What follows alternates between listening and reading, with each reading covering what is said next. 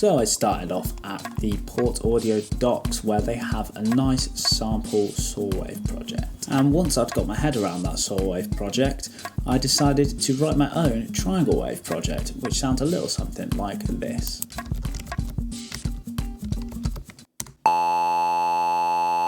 Pretty gnarly. So once I'd figured out how to write my own callback function, it was time to get control over the frequency and the amplitude, which led me to write a program like this.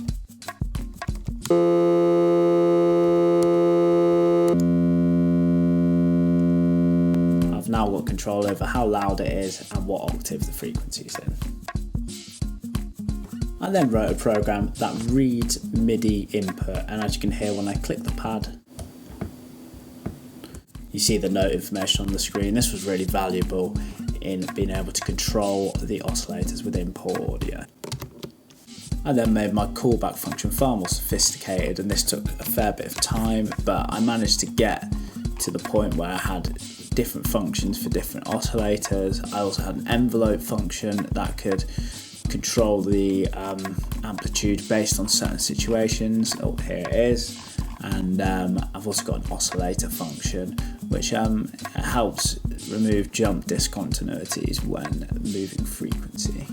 Other header files included a MIDI engine which dealt with a lot of corner cases surrounding MIDI input, a struct header file that allowed me to basically use one big structure to control the entire synthesis engine. Finally, there was a GUI header file, and this was basically set up to help me communicate with Glade. And here we can see Glade.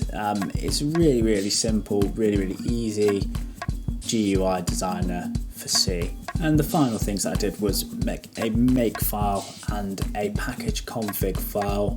They really made compiling a lot easier. And the result of this is I can really simply type make,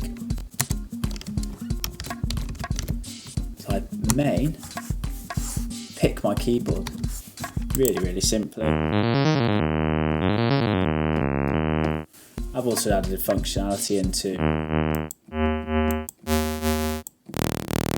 change the oscillators and select a random oscillator as well. If there's any demand for a tutorial series on this sort of things, I'll happily show people the process in a lot more depth of how to make CSynth50.